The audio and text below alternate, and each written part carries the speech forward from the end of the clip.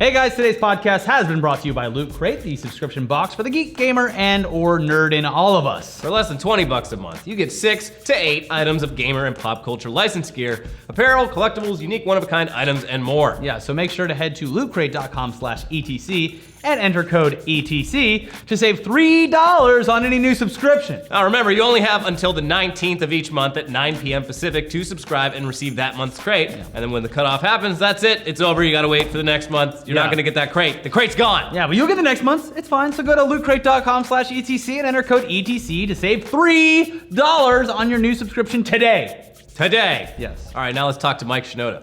Awesome. What's up, everyone? Welcome back to the ETC podcast. We have a very special guest who you already know. You're looking at him right now. Why don't you introduce yourself? I'm Mike. It's a very nice... I play music. Yeah, it's a subtle introduction for the career that you've had. Yeah. Yeah, well, I feel like it's a weird thing for me, like especially right now where I'm doing some stuff. I'm doing a lot of stuff with the band. I'm doing some stuff by myself. Mm-hmm. Like I don't even know who I am right now. Yeah. People keep asking me like, what is this stuff? What is new stuff? Which Mike Shinoda are you today? Are you still doing the band? I actually got that at one point. Oh, yeah? I was like, is the band still together? I was like, what? Like, do you have the internet? Yeah. Yeah, there's just too much information out there. They don't. Yeah, well, it sounds like you're so busy that you don't really have time to think about who Mike Shinoda is. Oh well, there's that. You were in Mexico City like 12 hours ago. That's the whole existential thing. I don't. Is that what this is? We're diving straight into the hard questions. Yeah, like therapy. Sorry, this is the Katie Couric style questions that we're going to be asking the entire time. No softballs in this entire thing. God. I do want to start off by saying, you, sir, were the first ever interview I had working for this company like 3 years ago. Medal of Honor War Fighters. Oh, So wow. I had done some stuff before that, but I had got brought onto this company and they were like, hey, you get to go interview Mike Shinoda. And I was like, holy fuck. Was it just you and me? Yes, in a hotel room in You Beverly were Hills. super nervous. I sure was. Oh my God, I remember that. I actually, and I'm not just saying that either. No, I remember you being like, okay, and like the paper's like, you're like this, it's like this. So I need to find this footage for the edit. Don't choke the paper, dude. It's gotten better, I hope. I don't know. So far, so good. I mean, I've watched some of the episodes, and yeah. See, it's so much easier I was talking wondering to myself on camera. if I show up, if it happens again. That's what I was hoping for. It's just you. So tell me about video very games, Mr. intimidating Shinoda. man. Yeah, totally. That's what I'm hoping for. I'm hoping there's somebody in the world to tell me I'm I intimidating. cower in fear. It's also the thing too. You're is the like only they one were who's like ever said they were like, by the way, it was like the last interview of the day. Your last interview of the day, and every single time that happens, I'm like, whoever is in this room, regardless if it's Mike Shinoda or not, wants to leave as soon as possible. And I'm just like, so tell me about the video games you enjoy, Mr. Multi-million album selling rock star Mike Shinoda. Thank you for I'm happy to be here. back. Thank you for having me. Those things are always kind of awkward too, just because he's like 5 minutes. Like, how can you have a real conversation in 5 minutes? That's why we have you locked down for 4 hours today. Fantastic. All right, so let's start off immediately with the. Obviously, well, thanks for watching, guys. See you next time. That's our 5 minutes. Fort Minor has a new song out. Yes. Why don't you tell us okay, about so that? here, just because I know that it's, like I said, like there are a lot of questions about it, mostly because there are some people that are really deep into like Linkin Park and deep into Fort Minor and they know everything about it, and there are other people that have absolutely no idea. And Fort Minor on its own, just that the concept of it is confusing in the sense that Fort Minor is me, and I don't want to be called Fort Minor as like a human being. Yes. But the idea originally was this: like we did 2 albums with Linkin Park back in the early 2000s. We did Hybrid Theory and then we did Meteora, and then we did a album called Collision Course with Jay-Z. So at that point, up until there, the band was only known for like one sound, and that actually it became very popular, and so everybody knew us as that one sound, and it was hard to get outside of that. And I started making I grew up on hip hop, among other things, but mostly hip hop, and I started making some stuff that was basically old like songs I would have made back in like when I was in high school if I had had the technology to do it. And so I started making some, and then I started making some more, and I had fun doing it, and it became this album. Now, just the way I am, I'm not like I didn't get into music to like get on camera with people and to like, hey, look at me, you know, get my name and lights on. I play music because I love music, and I've always played music, and I played music when it cost me money to play music. You know what I mean? Like I actually went to school for illustration. If that had panned out and I was doing that as a job, I'd still be doing music in my spare time all the time because I love to do it. So that being the case, when the idea was like, okay, now you've got an album, are you gonna call it Mike Shinoda? That felt like it felt gross. Like it felt like, oh, it sounds like I'm trying to be this like, give me attention. You know what I'm saying? Well, but it is your name. Putting that on the album, something like that felt more like Beyonce leaves Destiny's Child and she's Beyonce. Okay. You know? Okay, like not exactly, but there was an element of that to it for me that I was just like, I don't want to be that guy. Like I'd rather it be a step removed. And when I thought of the name Fort Minor, I just liked it. There was something about it. I mean, maybe it's because there's the bigness of Fort and the littleness of Minor, and there's like the interplay between those things that always goes on our music. Or maybe it's the fact that, you know, I loved, I don't know, like Minor Threat, and there's Minor in there. I don't know I don't know. But the bottom line is that's what it ended up being. So the project has always been, like for example, I wrote every note of it, I produced it, I mixed it. All of the singing parts, I wrote all of those too. You should just make the album name Mike Shinoda. Fort Minor presents Mike Shinoda. So and then I brought in a bunch of great people, friends to be on the record. Like I had guest appearances from some old friends called a rap group called Styles of Beyond. I was able to get in touch with Black Thought from The Roots and Common, and God, I'm missing somebody. Kenna was on there. I did a track with Lupe Fiasco too at the time. Anyway, the point is there are a whole bunch of people on there, and that made it even more confusing. And then I went on the road and I brought more people out, which made it even more confusing. Then everybody's like, okay, are you even in Linkin Park anymore? You're making music with this other band. And it's like, okay. So it all got very confusing. Here's the deal. We are here today because 10 years later, I'd stopped doing it entirely. It was all about Linkin Park for a very long time. Because when I originally started doing Fort Minor, I did it because I didn't think I could make rap songs or songs in other styles and present them to the band and make those Linkin Park songs.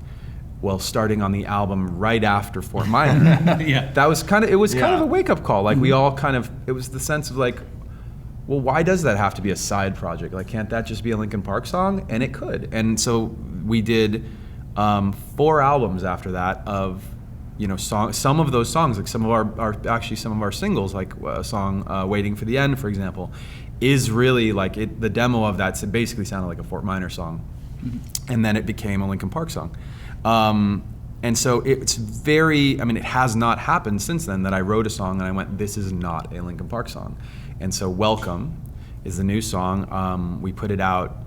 I guess we put it out 2 days ago now. We put the video out. It's a 360 video. Yeah, which is very cool. About a day ago, and it's the first time in that long that I felt like it popped out of my head. I didn't mean to write a Fort Minor song. It just popped out, and I listened to it, and I went, oh, this is not a Linkin Park song, and it's actually done. And if I were to give it to the band and say, like, let's work on this, it would change it a lot.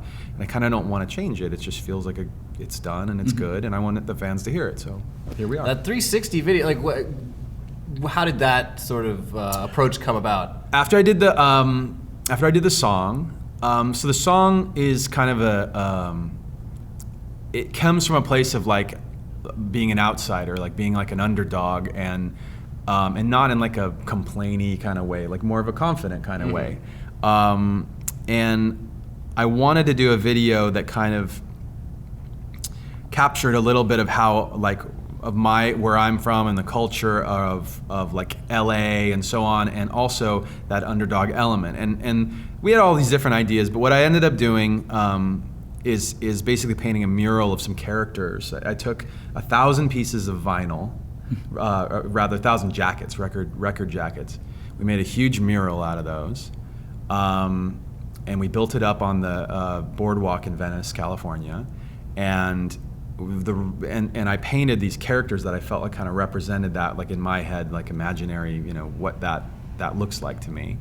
But we did it in Venice because I wanted to, because that's a place where the outcasts and the outsiders live. I mean, everywhere you look, you know, it's like some version of that. And we had amazing experiences that day, being like played around with and like talked to and like accosted by those people. Like people, they were like, there's like some examples of guys were coming around preaching things to us and yelling at the cameras and doing it, like being insane. Venice is if you've never been, it's an experience. Yeah, for sure. Anytime Well, how would you describe Venice? It's like very eccentric. it's a lot of the things that people who've never been to LA assume about LA, but all in one place, and it's sort of like it's just kind of where I guess people you'd call like the weirdos sort of congregate, and then there's a whole skate culture there, and there's of course like the beach culture and like workout culture. It's just like a bunch of subcultures, just like extremely combined. unique. Like whenever people visit and they want to go to like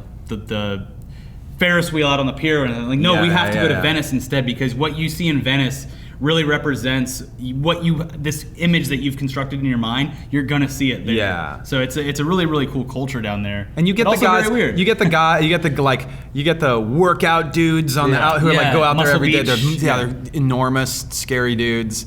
You get all these weirdos. I get people who literally street performers all over the place. The street performers who are out there all day, every day. There's like freak shows there. There's a guy who just like walks on broken glass. And there's the guy. There's the guy with the like turban and the guitar on roller skates. Who, by the way, if he skated by at one point, and you're not allowed to like put images of him in. You can't publish images of him without paying him. He's got an agent at this point. That guy. God. So how LA is that? Yeah. That the guy. I mean, he's literally people think he's like homeless, and he's got like an agent, and they talk to the agent. It's like that Hollywood Jesus guy. You ever see him? Kind of like that. Oh yeah. Kevin Light. Same deal. Yeah. Well, you know his name. Yeah. No. He has like a great Instagram. Oh, it's amazing. That's very serious. It was funny because we were down at like Comic-Con last year, and we saw this great Iron Man. We were like, wow, really, really well done, sir. This is great. And we were like, can we take a picture of you for a cosplay video? And he's like, actually, I do this professionally, and like handed us his card, and he's like, you can catch me out on Hollywood Boulevard on Saturdays and Sundays. And we were like, you are one of the guys on the street, and you just came down to cosplay. It was hilarious. But yeah, like Venice Beach has such a cool vibe to it. It was a great place, obviously, to shoot the video, and it's kind of like playing Where's Waldo in this 3D view of what you can actually spot in each scene. It's such a fun. It was. I look at it like it's a moment where I mean, there's a lot. We have like. As creators and artists, we have responsibility at this moment to introduce the medium in a way that's like gonna make the right impact with the fans, right? Because everything up until this point with 360 that most people, like 99% of people who've actually seen anything in 360, they've pretty much seen stuff that's like, plop a camera in one place, like on the side of a basketball court or on a car, and then drive or sit there for 2 minutes or 10 minutes and just look around. And that's all you've ever gotten, which in my head is like that. The equivalent is like watching somebody who's like a really ripping guitar player who just does covers and just sits there and just super fast for 3 minutes. You're like, that's cool, but it's not emotionally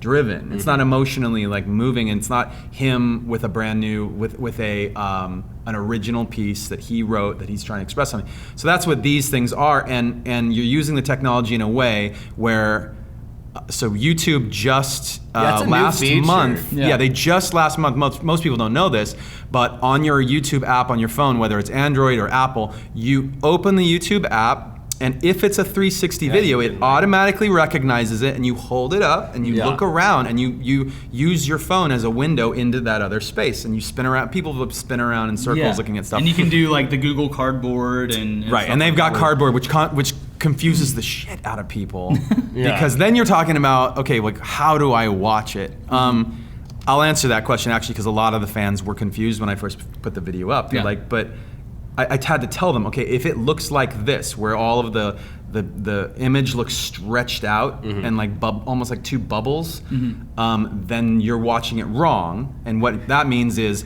you're probably watching it in like Firefox on a Mac. Oh. God. Right? So there's all those like that's the thing they haven't gotten past yet. So if you want to watch it on your desktop, open it in Chrome. If you want to watch it on your phone, open it in the YouTube app.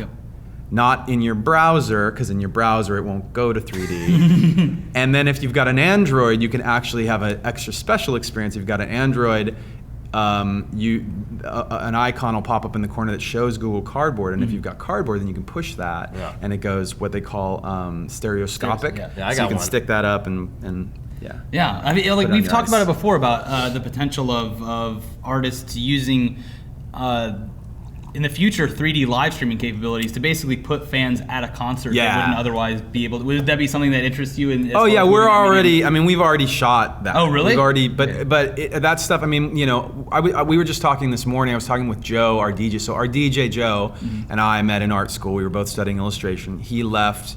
He'll say he dropped out. He had really good opportunities to go work in film, and he was working in effects. And the effects work that he did primed him to direct our videos. So when we started doing videos, very quickly he started directing them. And with that said, like on the last couple of albums, you know, he's already directed a couple dozen videos. He basically took the initiative to start building 3D CGI assets. Wow. Yeah. And those assets became, like if you look at the cover for both of our last two albums and the packaging for both albums, even our press photo at one point, they were all computer generated. Yeah. Which means that, I mean, the reason we did that is because now that we're at this moment where things are moving to VR, you can actually pop those into the environment that when you put on your glasses or your goggles, it's like, oh, the stuff from the album is now in the room with you. I made it 2 feet tall. I made it 200 feet tall. It's whatever, you know, we decide to make the environment. But it's going to be really, really fun. I can't wait for all of us to be able to do. I don't have like a 3D setup at home or anything. Like I don't have I have the same stuff that everybody else has at this point. Have you gotten your hands on like the Oculus Rift or anything like that? I've seen it. Like that's what I'm saying is like I wish I did, but I don't. It's like I feel like, you know, we all go to what, like to E3 and like try on play the with it stuff for a and second. play with it. Yeah. Well, it's coming out Next spring. Next spring. February or something like Yeah. that. So that'll be- I'm very excited. I think it's going to change everything. Let's get into some fan questions here. Thank you guys very much for like reaching out to the fans. Oh my God! We got a they were the biggest response. responses And ever. for sorting through all that nonsense, 'cause it was pretty heavy. And a lot of it was like there's Lyrics. There was so many questions, and some of them were so funny, and some of them were so bad. Bad meaning like they were trying to trap me into saying something horrible or just make fun of me or whatever. We're at least somewhat We're selective. the gatekeepers outside the asylum. There might be some funny stuff somewhere. I appreciate the fact that some people like want to fuck with me, and that they're smart. I like the smart ones. The smart ones that want to fuck with you, and they're smart. Like I'm all about. I would have been trying to be that kid if I was like 16. I'm like, I was the one who's sitting in the back of like, you know, they have some like show going on stage. It's like you're in high school. There's like a musical going on, and me and like two other guys are sitting in the back of the room, basically just like making fun of everything, being the worst people in the universe. that's just being a teenager. Or anyone on the internet. It was at this egregious. point. It was egregious. We were mean. Yeah. We were mean spirited. It's I mean, on it was purpose. like it wasn't like funny. We were just dicks, and there's a line. There's a line between, you know. All right. So, anyways, how does it feel to crawl in the skin of the? No, we deleted that one. I said the smart one. Yeah. Okay. Alien LP asks, how did the new Fort Minor song "Welcome" come about? So I guess you already kind of answered that. Yeah, I mean, in short, I'm always writing. If you checked out my Snapchat, by the way, my Snapchat, I was just recently kind of got on Snapchat. I'm on Mike Shinoda Live on Snapchat, and the other day I was snapping pictures of me on the plane. I was on a JetBlue flight to New York, and I've got my keyboard in my lap and my laptop out, and I'm making music, and I'm panning over to the dude sleeping next to me out the window. I mean, On a that's JetBlue plane? I Must have been do that. Like it's like they've got a new thing. They've got like a business class. Oh, It's called we upgraded it's called the plane. Mint. Oh, okay. It was good. Yeah. The first time I think it's brand new. I don't know. Yeah, every time. But our tour manager said, like, do you want to try flying JetBlue? And I was like, I don't know. Isn't it going to be kind of cramped? And he's like, no, they've got like a thing, and it was legit, man. Alright. They You're had going to like, ride on it and you're going to talk about it. they don't. No, they're not. I'm not being paid by JetBlue. Full disclosure, this is completely It's the airline that gets it right. me. This is completely. Let me tell you where they sold me. Here's how they paid me. They paid me they gave everybody. They have like a selection of like tapas style food. Like you can pick. You know how normally you get on a plane, they're like, here's your nuts and here's your And like if you're in business class, they're like, oh, we have a selection of meals. You can pick one. This one has like a selection of 6 things, and you can pick 3 of them. And the woman was like, oh, honey, like these are all new. Like you should try all of them. Here, you can have all 6. Do you want all 6? I didn't. I tried 3. Chester ate all 6. Like they were. I want to try them all. And he was like, dude, these were all really good. So anyway, they paid us in food. This is all it takes. You give me some good food, I'll talk about you on a podcast. It's that easy. Evan, can you go run out and get some Zanku chicken or something like that? Zanku chicken is delicious. See? Yeah. Goka Paya asks, so obviously, what a song to bring back Fort Minor. What music do you currently listen to at the moment? And a follow-up, what do you think about musicians that are releasing all their music for free, like Pretty Lights and Grizz, Grammatic, stuff like that? So I guess like the future of music releasing, and also, what are you listening to at the moment? What am I listening to? What am I listening to? Things that come to mind are like ranging from Action Bronson to Wolf Alice to ASAP Rocky. I feel like something just came out that and for the record too, I find myself listening to old hip hop a lot lately. It was such a like the 90s in rap music was such an important like defining time for me as like a kid, and so all of my favorite artists from the 90s, ranging from the obvious ones like Biggie and Nas and all that to what it was like. There's a guy named Smooth the Hustler, I believe it was called. Great name. And he had a friend named Trigger the Gambler. Okay. They did a song together, and it was amazing. Like I go deep. Name, in other words, I go, and then what they do. Yeah, I go really and the song was literally like that. It was true to their names. The whole song was hustling and gambling. What they are. Yeah. I don't remember the lyrics very well. It's been a minute since I listened to it. But it was like it was the equivalent of like. There wasn't anything but this. He just started, and it would be like the drug dealer, the crack dealer, the bitch stealer. It was just like the something, and they did that for 3 minutes, switching off back and forth. It was like medieval times. It's such a funny when weird concept, but when you hear them do it, it sounded really grimy. Like these guys are just gonna like they do everything, and they're gonna murder you too. On top of it. Are you excited about the Straight Outta Compton movie that's coming out? Looks great. Super excited about that. Yeah. And I actually haven't seen Dope, but I'm really excited. I saw it the other night. Did you? You saw it? Yeah, What was it? It was fun. It got so much buzz that it was the kind of thing where it was only going to disappoint me. But it was a pretty enjoyable movie, and the stuff Pharrell did on the soundtrack was kind of strange because he was making like pop punk music. He was basically like trying to inhabit the mind of like what a 13-year-old would be like making in a band today. So this is like some very bizarre sort of like Pharrell Williams pop punk music. That does. I have heard it. I've heard those songs. Yeah. When it came out, I was like picking through like the new stuff on Spotify, and I saw that, and it was like, I didn't know that Pharrell had done it. It's like schizophrenic. It's all over the now place. that you say that, it should have been more obvious to me. Well, like, it so does sound just like speaking him. of Spotify and running off of this thing, like maybe it's not releasing music for free, but this whole the whole streaming kind of platform that you have now, whether it's ad supported or you're paying for the premium service, and then there's this whole Tidal thing that's out right now. What do you personally think about the way that music releases are kind of going? Well, I use a lot of different stuff to listen to music, and that's partially because I listen in different ways. Like I get in the car some days and I want to be like, I just want to press play, and there's other days that I dig for music and I really want to find like the coolest stuff that nobody's ever heard and whatever.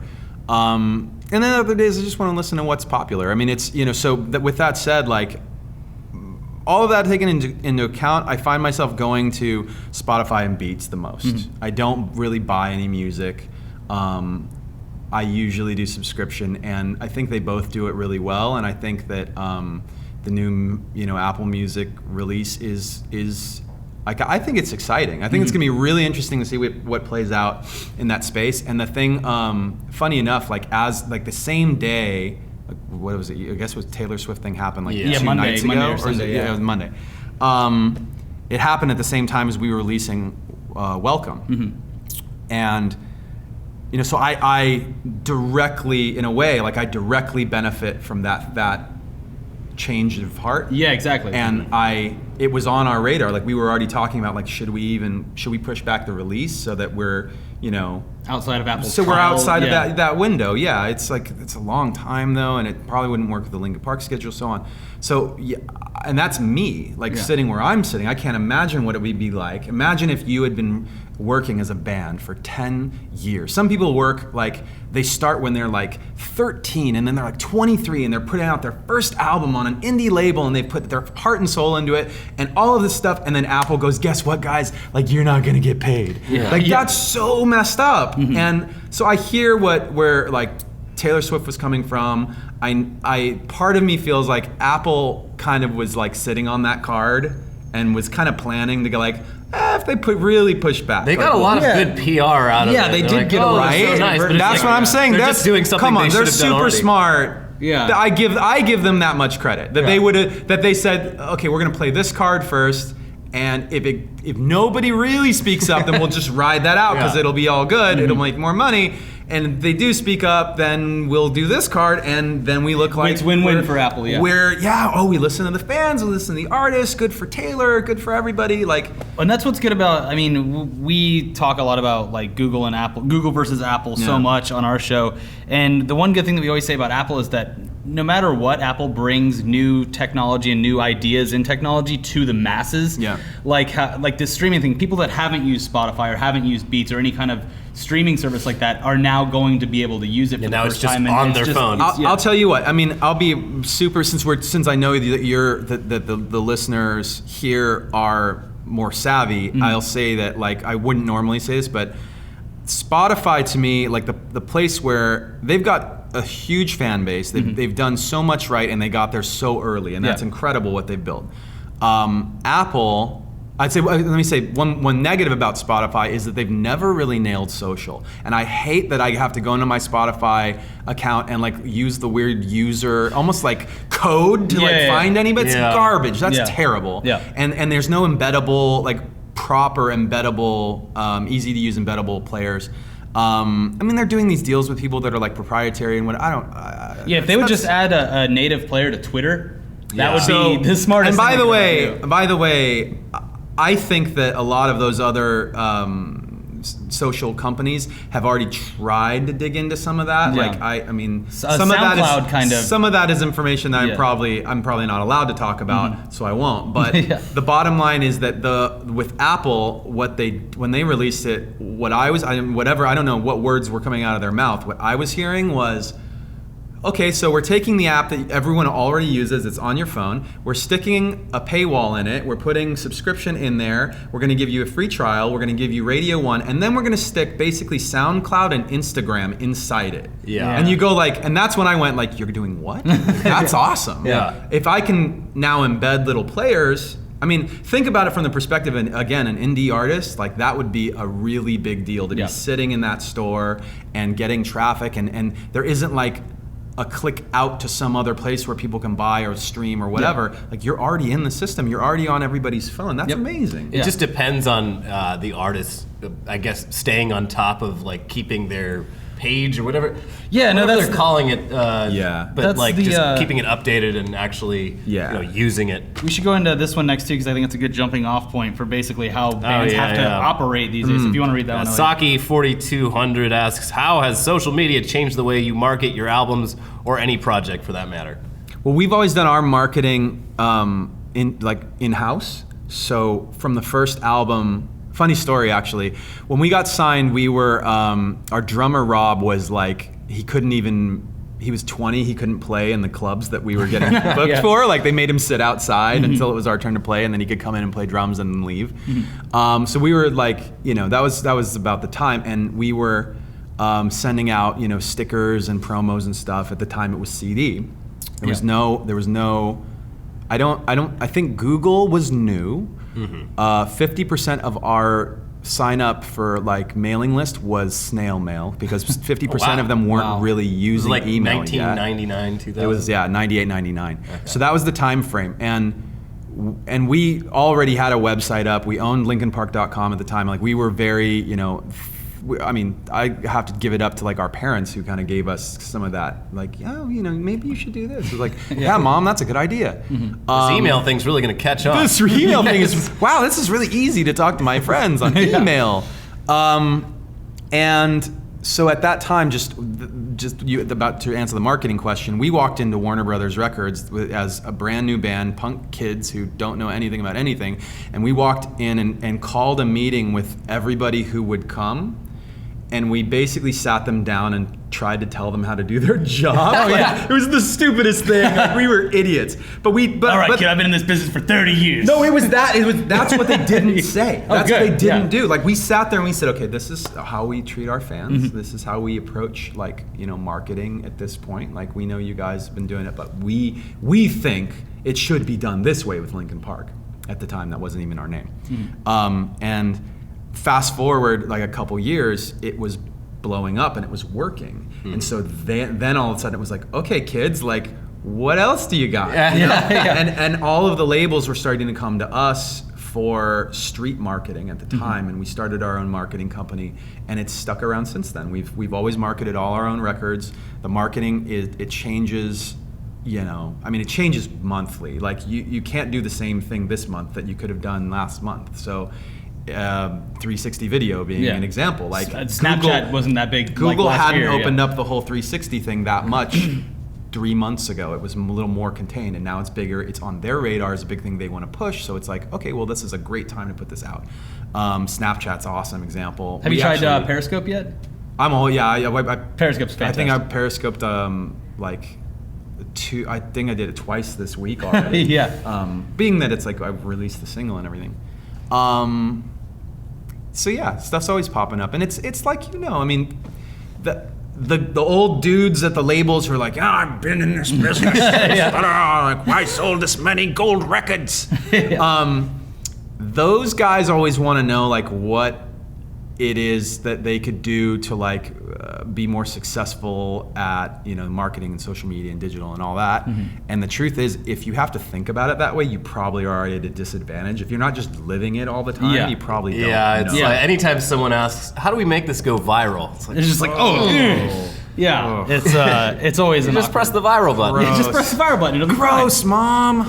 God. Well, it sounds like you guys, just like as a band since the beginning, have been pretty in touch with like the internet and we grew. I mean, we all like that. grew up. We grew up at a really specific moment in the like convergence of new technology and music, where when our first record came out, I always feel funny, by the way, saying record, because it's a term that in the music industry, everybody calls them records, but you know, it's like, it's an album. So when our first album came out, so I catch myself, and they were selling CDs, and it was selling a lot. And then the second one happened, and it was down a lot, and you know, the MP3 had taken off. And we kind of just rolled with that, and did our best to not offend the label, who, I mean, they needed to, you know, that's their bread and butter. Fucks with their bottom line. Definitely. But it's still publicity in a weird sense as well. That whole thing is very that was a very like complicated. tumultuous time to be a record label, because you had bands getting big but record sales dropping. So it was obviously very awkward for them, and they've figured out a way to kind of make it work, or to actually technology has caught up with the whole thing, making it at least legal to be able to do. Well, they're figuring out right now. The tricky part is there's this element of what's the word I'm looking for? Like, people who want to take advantage of artists, and then keeping in mind, like, that'll go on in every business forever. It's never, you know, but it's been going on since like Da Vinci. Like, okay, kid, paint this thing, and then I'm gonna give you peanuts for it, and you create, you know, incredible art. And that's how, you know, in modern society, that's how some people at labels or whatever, you know, content networks want to treat artists like stupid, you know, whatever, head in the clouds kids who just, I'm dreaming, I'd just be happy if like I make beautiful art. It's like, cool, I'm happy if I make millions of dollars, so then we can both be happy. And I'm grateful for the fact that the artists have grown up to the extent that they now are cognizant of that, and they know, look, I can make a good living. I can make better art if I can afford to make better art. Like having these big ideas, I can have bigger ideas and actually execute them if I have, a platform to do it on, or if I have funds to actually like make the cool app or the cool thing that I wanted to make. Yeah. And they're better about it. And I hope that in the coming years, with like all of the blurring of lines between companies who can provide media, from whether you're talking about Apple and Spotify, or you're talking about YouTube, or now even you're starting to see, you guys know that what's the company called? They make the Line app, which is basically WhatsApp for Asia.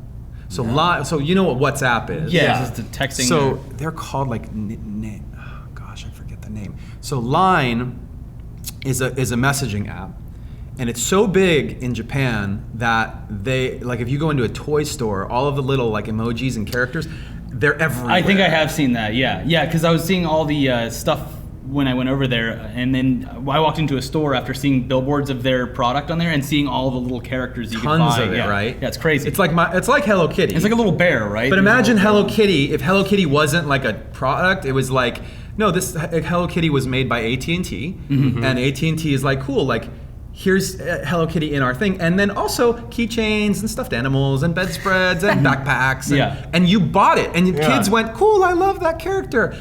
But it's from a phone company. Yeah, right? It's like if Emoji was owned by a That's big what I'm corporation. saying. So that's what Line has done. And you can only do it in certain places, and they've done it in Japan where it works. We got on to their app, and I think it was a crazy amount of time, like a week. We had like millions of followers, like 3 million in a week. It was something insane, and we went, oh my God, like this is a totally untapped market for us. We gotta get on the Line app. Dude, seriously, you should. Yeah. That company just announced that now they're selling music Oh wow. inside the messaging app. That's crazy. It's like the lines are all blurring. It's all like mushing into each other. And just as that happens, I hope all of the artists are all like really looking at, like, are they protected? Are they watching out for themselves? Are they watching out for each other too? Because truth be told, like the Taylor Swift thing, like wouldn't have happened if it hadn't been Taylor Swift. Like, Diplo was on Twitter and he said, fuck Apple. He tweeted like something to that extent, and Apple didn't go like, oh, guys, Diplo's upset. Guys, look, like Diplo's upset. Yeah. And clearly if I had said something, they would have been like, yeah, we don't care. Yeah. But she says something and they do. And that was a component it needed. Yeah, we said the other day our Monday news story was, who would have thought that Taylor Swift would have been the person that like saved the music industry from Apple's 3-month chokehold? Yeah. I mean, it was save the music. I don't save the music industry. Well, I get your point. we only I get your speak point. in headlines, Mike. That is So Everything has to be a superlative and an exaggeration. You guys in are a order for people to pay clickbait attention. machine. Yes, we That's are. what we do.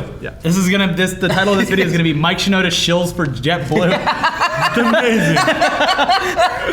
and other clickbait. Hey guys, just doing a quick break here for something that Elliot is very passionate about. This sponsor is good for you, huh? Yeah, these things on my face, these are glasses and I need them to see. Now, glasses should not cost as much as an iPhone. That's ridiculous. Yeah. That's why Warby Parker is creating a new concept in eyewear. Contemporary glasses that are extremely affordable but not horribly ugly. At $95 a piece, all glasses include anti-reflective and anti-glare coating at no additional cost. And all glasses include a hard case and cleaning cloth. So there is nothing else you need to buy. Best of all, Warby Parker makes buying high-quality prescription glasses online easy, risk-free, and most of all, enjoyable. With the Home Try-On program, you order 5 pairs of glasses to be shipped directly to you for free, so you can try them all on. You can take pictures, put on your Instagram, be like, hey, which one is this should I get? Which one's You that actually used this service before we got sponsored by them. You've used them for a while. These are my Warby Parker glasses. You could own these glasses. Yeah. These are a crane in tortoise shell brown. They'll find it. So look at that. If you want it, go to warbyparker.com/etc to choose your 5 free try-on glasses. Send them back and order your favorite pair. When you use warbyparker.com/etc, you'll get free 3-day shipping on your final frame choice. Warby Parker makes your experience completely risk-free, and the shipping is free all around. And for every pair of glasses sold, they distribute a pair of glasses to someone in need. Oh, that's nice of them. Yeah. So go to warbyparker.com/etc today and get started on finding your new look, or just copy Elliot's. Let's get back into the podcast. Yeah. Hey It's Uni asks, how was making the soundtrack for the raid like? As in, did you enjoy it better than Linkin Park and or Fort Minor? And is it, making movie soundtracks, something you'd like to keep on doing in the future? Thanks, smiley face. Even that was kind of leading. Like, is it better than? Yeah, they're trying to trick you. Like, Mike Shinoda says the raid is better than his entire career. Which one's better? And the result You can only of that choose is- one. Right. Yeah. I can either offend my bandmates or I can offend all the people that I worked on the movie with. Yeah. Well, how is it a different experience? No, it's than totally what you different. usually It's really different. So I went to school for illustration. Mm-hmm. What illustration, in a nutshell, is that you're painting and drawing for a client, and the client has to be happy in order for you to continue to work, and you have to be happy in order to not be drinking yourself to sleep every night. Mm-hmm. So when you're in movie scoring, it's kind of similar to illustration in the sense that somebody's making a movie and there's a team of people who are passionately involved in this whole thing, and you're playing a role. And that's very different than being in the studio making an album where you're really you're the one who you have to answer to. When we're making a Linkin Park album, I have to be happy with it. It's our ideas from scratch. With the raid, it was a completed movie. So is it a little less stressful having someone to say yes or no to what you're doing? Yeah, a little bit. And they have ideas too. They said, I played them. And they were actually, Gareth, the director, was very, he was open to so many things. He gave me so much leeway to do whatever I wanted. And he had a few comments and we addressed the comments and he was happy. So I also worked with a guy on that one called, his name is Joe Trapanese, and he's an incredible composer. So what happened was the raid and Sony Pictures contacted me to score the thing, and I went, cool, I want to do this, but I have never scored a full-length film before, and so I better get somebody by my side who has, because we can't afford to go off track, and they've got a limited time to do it. So if I get really off track, we could be screwed at the end of X amount of weeks or whatever it was. I brought Joe in. He's a pro. He's great, and we just worked together on it. It was It's very fun. cool. It was really fun. Yeah. Riera asks, or says, Linkin Park has been a part of many music festivals. Which one has been the most memorable, and is there one you haven't been a part of but would like to in the future? Wow. There are so many good festivals. We do play a lot of festivals. The German festivals like Rock im Park and Rock am Ring, the festivals like Glastonbury in the UK, and Reading and Leeds and Summer Sonic in Japan.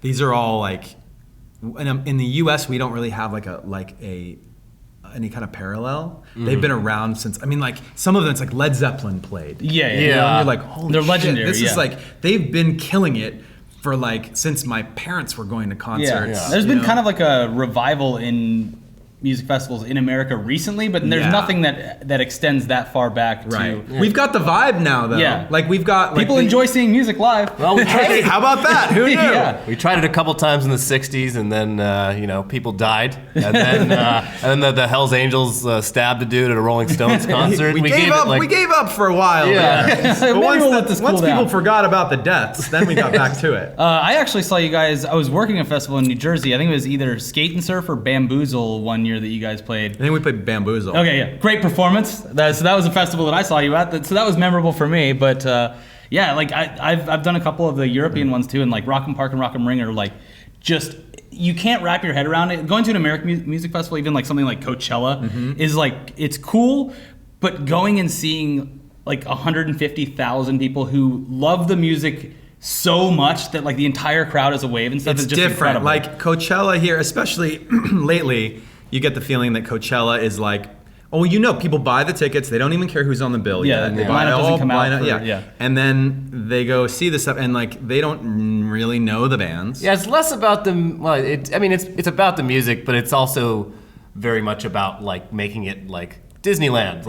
There's all sorts of things to do. It's a scene. Yeah, everyone's gonna be there. Don't you want to see Paris Hilton? So that's very that's very kind of LA. Yeah.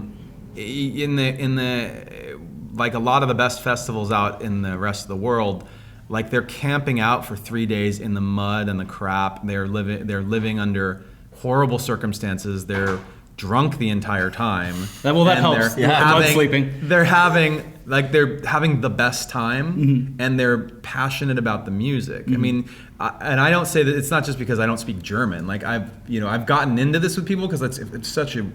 I'm curious about it, right? You've seen it. It's like weird. It's this weird. It's like. For example, like there's cultural differences between the way we listen to music here and the way we see artists here. Like you age out as an artist like somewhere in your 20s here. Like if a female vocalist hits somewhere in the 20s, it's like, oh yeah, she's too old. Nobody will buy her music anymore. In Germany, one of these shows recently, we played with like just before us on the bill, I think right before us, so the direct support was a group called the Fantastisch Wir. Oh yeah, yeah, this rap they're group. Basically like a Beastie Boys, right? Yeah. Who in the US, when the Beastie Boys used to play and stuff, it's like people would be like, oh, they're so cool, I love their old stuff. They're getting kind of old. Like people are shitty about it. They're horrible. Yeah. And you ask people about Fantastic Four in Germany, and they love them. There's young kids, 13-year-olds are like, yeah, love the Fantastic Four. Like it's a heritage thing. And they're like, okay, does it occur to you that they are 40 something, maybe 50 years old, and they're dressing like 16-year-olds in like streetwear fashion, and they're like almost 50, and they're like, no, it's cool to be like youthful. That's their take. It's cool to be youthful. I wish when I get to be that age, I hope I can be as youthful as them. Backwards. Like, being old is like the scariest thing for people in this country, I think. Wow, that's so crazy, right? Terrified of it. Oh, it's so crazy. Well, this is like I knew a bunch of bands that just would tour the Euro festivals in the summertime because rock just wasn't. And this is years ago. From what I've seen, it's changed a bit, but it was the point where like you couldn't sell out a 500 cap venue in America, but you could go play in front of 5,000 people in England or Germany that are all gonna love your album no matter what album it was or anything like that. Yeah, we were told early on that many other countries in the world, once you establish yourself there, they're more loyal than the U.S. That's the way it was put to us. That once you have a fan base, as long as you just keep coming back regularly, they'll stick with you. You know, to see the music that they fell in love with you for in the first place. Meaning, if you're like Bon Jovi and you love and the fans loved Slippery When Wet, doesn't matter what you're doing now. They don't care. They're just there. They're like, cool, yeah, I love that album. Bon Jovi's back. Let's go. We have to go see it. I'm gonna put you on the spot. Best country for fans. Ooh. Mike Shinoda hates every country but. Yeah, I don't really have a favorite. They are different though. It's very like, speaking of the shows, just simple example, Japanese crowds jump up and down, and European crowds move side to side. Oh, really? I guess you'd be able to see like. Yeah, you can see that. There's no, and the other thing is Japanese crowds, for example, and I'm half Japanese, so it's great. I understand this better, so I can use it as an example. In between songs, the first time any band goes to Japan, they'll probably get the warning from people who have been there before that in between songs it will go like pin drop silent. And it's basically because culturally they don't want to like disrespect you by talking over you. Wow. Okay. So so they want to hear what you have to say. So you finish do they cheer? So what happens is you play the song, ta-da, and then they go, yeah! Dead That has to be shocking the first Dead time you silence. And it's as extreme as what I just did. It's dead silence.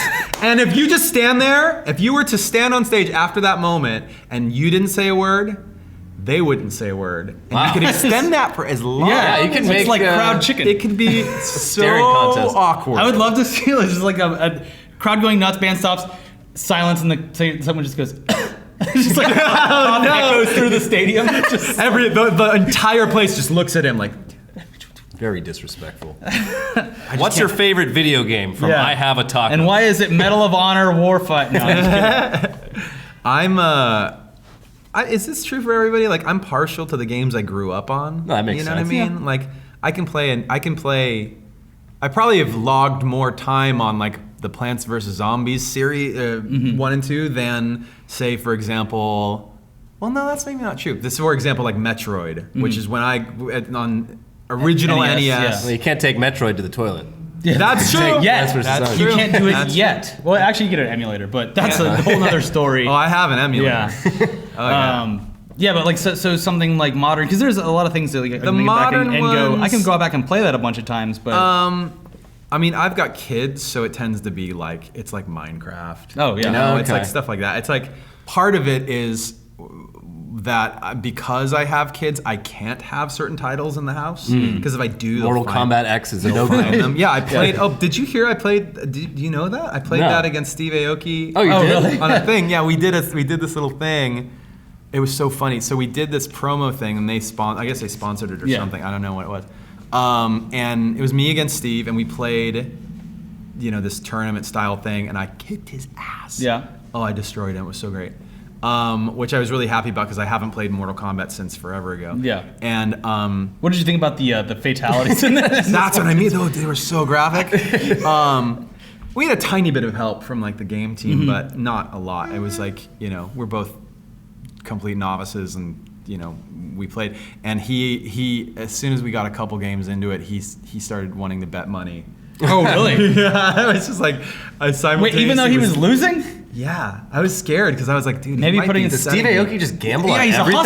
hustler. He does gamble. He's a gambler. Yeah. He's like, no, yeah, you're winning. How about we put some money We on did that? it for charity though. Yeah, and, of course. And I did beat him, and he ponied up what it wasn't a lot, and for him it wasn't a lot. Speaking about that, the Violent Panda wants to know how you enjoyed recording an EDM track with Steve Aoki. I love it. I mean, it's fun. It's kind of like quite a detour for us because while There's a lot of electronic stuff within the Linkin Park. there is, and it's discography. and our electronic influences are usually pretty specific. Even though we listen to a lot of different stuff between the six of us, the stuff that goes into the songs is always pretty specific. And from record to record, it depends on how much you can hear it. Like it's actually in there quite a bit on like Hybrid Theory, which is known as a really like rock record. And then you go to an album like Living Things, and it's Forefront. So yeah, it's like we do it, but Steve is first and foremost. He's just a fun guy to hang out with. Like I'd make an excuse to do another song with him just to like hang out with him. You just have like a fridge full of cakes? I would imagine. That's on the right. He doesn't make the cake. He just shows up. It's like and it's already made for bands and artists send their what they call a rider to Round the M&Ms and several That's cakes. right. That's Yeah. exactly what that is. So then he sends the thing, and it's like, I need this many bottles of champagne to spray. I need this much cake, this many cakes, and he might even specify like what would be on the cake that night. Yeah. Yeah. Must be hard though to be like the one dude. Like we've got 6 guys, so like we have 6 times the time and the ideas and whatever. But it's like it's not all on one guy to answer all the questions and make sure that everything is like up to his standards. I guess that's why the diva singers end up getting that reputation. Oh, yeah. Yeah. Because it's like everything's on them, and so is all the pressure. Yeah. Yeah, I kind of like love being able to be in a band where I can kind of like at times just like sink into the background. Yeah. I'm not the asshole. Don't look at me. Chester's doing his screamy, runny aroundy thing. I can just go back. Good cop, bad cop. Yeah. Hey, sorry about that. Oh, that's actually funny. No, that's actually funny. That is my role. Yeah? Yeah. Yeah, our videographer Mark calls me the rodeo clown because when something tense is going on, my natural inclination is to try and diffuse it. Yeah. Okay, like look over here, kids. Like, don't look at that guy over there who's really angry because there was literally one time we were playing a show and the girl was crowd surfing and he watched this guy or these guys like just grope her. Yeah, It was that happens. really gross, really egregious, and it was the end of the song, and he stopped, and he's like, "Hey, hey!" And he just laid into this guy, like yelling at them, and you don't fucking blah, blah, blah. But he didn't quite he was so enthusiastic, but in the moment he didn't quite get the message across that he wanted to, because he ended up saying to the crowd, which was 50-50, say male female, he ended up saying, "How would you like it if I grabbed your blah blah," right? And all of the girls went, "Oh!" No, you're not helping. In his head, and he was so angry at the guy, he couldn't come down from it. He's like, "No, that's not what." It was so funny. That's amazing. At least we can look back at it. He can look back at it and laugh. Yeah. That's hilarious. No, you don't understand. No, that's not what he fucking meant. So let's take you off the stage and put you in the crowd. Marut PLS asks, what was the first band or artist that you saw live, and how old were you? I don't know how old I was. The first concert I ever went to, it almost sounds like I'm making it up, but it was Anthrax and Public Enemy. Oh wow, Wow. With Primus and Young Black Teenagers. What? Oh my God. opening. What show is this? Dream It was a dream it lineup. was called the Attack of the Killer Bees tour, and I had just gotten like whatever age it was that it was okay to. I don't remember. That's the thing is I don't remember. I was probably 14, I'll say. And my friend Mark, who I actually started Linkin Park with, by the way, he's my best friend in high school, and he went on to do like music management and stuff. He got into that side of music, but we were always huge music fans. And his dad volunteered to chaperone us, drive us all the way out to the show, which was like an hour and change away, and sit there with us, sit there through this show that he did not like. He did not like any of this music, but he just wanted to keep us safe. What's this Public Enemy and Anthrax? Oh, we saw. You know what Ice-T is? That's Yeah, rapper yeah, Ice-T. yeah. We saw Ice-T. Body in the- count? Did you say body he count? was in the crowd. Like he was. We Oh, saw he was him. enjoying We it. got Okay. his his autograph. Wow. My very first show. Now he's on like what is that? He's on like CSI or some shit. Oh yeah. He's on he's all the a crime He's a shows. TV cop. yeah, which is so weird. Did Yeah. you see he rebooted Body Count? at Yeah, some no, point. Did you he see played that? some shows like Yeah. last year or something But like the that. the video and the song were hilarious. Yeah. Cop Killer? No. Oh, That was the old the one. reboot. The reboot was called. The reboot song was called.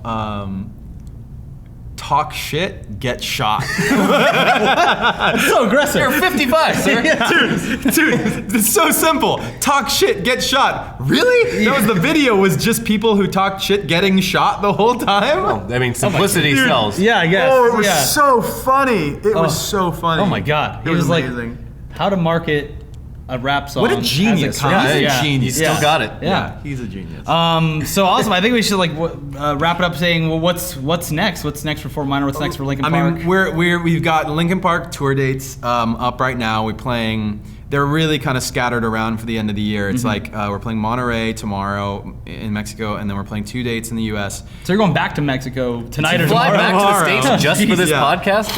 Yes, just for and you for your guys. children, I'm sure. But Just such a big And the kids, I guess. yeah, and I'll see the kids. Fine. And we do like almost 2 weeks in China. It's like our Oh, okay, biggest cool. run in China. We're playing like 5 stadiums in China, which Wow. I'm really, really excited about. And then a bunch of shows in Europe towards the end of the year. In between those, everybody keeps asking about the Fort Minor. So since the new, I didn't even say. By the way, if you want to check out the new Fort Minor song, it's called Welcome, and it's at. You can actually, this week, you can download it for free at fortminor.com. So you can go there, see the 360 video. Please watch it in Chrome if you're on your desktop. Please open it in the YouTube app if you're on your mobile phone. We'll put the link and the instructions in the description. How below. to install Chrome. Yeah. Open Internet Just Explorer. do it on your. download Chrome. Just do it on your phone. Yeah. Watch it. I actually think that's one of the best experiences for it. Is the Yeah. Yeah, the phone's better because mobile. online you have to click Drag and drag. around. It's Yeah, it's a little more awkward. Yeah. And so people are asking, like, are you going to put out new music? Is there an album? Are you going to tour? Actually, the answer to all those things is I don't have any plans for any of it. I don't have an album up my sleeve. I don't have another song up my sleeve. I don't even have tour plans up my sleeve. It's for as much secrecy as there was in getting to the point where I released the one song and the video. I don't have anything else because the whole idea is it feels very like fresh and modern to me to just like put out a song when you make it and like see what happens. So you're just gonna sort of just play it as it goes. I might just I might do a Linkin Park show and have a day off and just like go down to a club the next day and play a Fort Minor show because I can. Yeah, that's that's how awesome. that's how I'm approaching it. We'll see. Confirmed. We'll see. What happens. Go to every Linkin Park show and then go. I probably will do that. I will say that much. I will probably just put a show here or there while I'm out on tour. Very so if cool. you're in Europe, when we're in Europe, maybe go to keep an every eye- club. Keep an eye out. Yeah. It's not like I won't announce it on Twitter. I mean, it's right like, into yeah. the Fort Minor snail mail mailing list, and he will send you a package with the information. I'll make sure to send you a letter with the information. When I receive your letter, we'll Yeah. send you back a letter. Yeah. And you will have missed the show at that point. Yeah, absolutely. But you still would have gotten that information, so he did his job. Thank you so much for coming in today. Thank you. Everyone watch the Great time. video. It's a ton of fun, and This was fun. I'm This was really super glad that I awesome. wasn't like this time. Yeah, you did. You know what? You totally redeemed yourself. Thank you. I've been Yeah. waiting. It's been 3 years that I've been waiting for my comeuppance. I'll show that Shinoda. I can remain calm during a interview situation. So thank you. was great. Thank you so much. Thank you. And see you guys next time. See you next time. Yeah. Hey guys, thanks for joining us today. That was a lot of fun. Yeah, I hope you enjoyed it. Yeah. Anyway, again, this podcast was brought to you by Loot Crate. It's the subscription box for the geek, gamer, and/or nerd in all of us. For less than $20 a month, you get 6 to 8 items of gamer and pop culture licensed gear, apparel, collectibles, unique one-of-a-kind items, and more. Yeah, so make sure to head to lootcrate.com/ETC and enter code ETC to save $3 on any new subscription. Now remember, you only have until the 19th at 9 p.m. Pacific to subscribe and receive that month's crate. And when the cutoff happens, that's it. It's over for that month at least. You get the next month. It's fine. So go to lootcrate.com/ETC, enter the code ETC, and you'll save $3 on your new subscription today. And then you'll have a bunch of cool little knickknacks on your desk, like we do. Yeah, we got that Terminator head. Yeah. And we got a pretty cool Borderlands mouse pad that I use at my desk. Yeah, very nice. Pretty cool T-shirt of Optimus Prime. Oh, don't give it all away. Just go get it, and then we'll see you guys next time. See ya. Bye.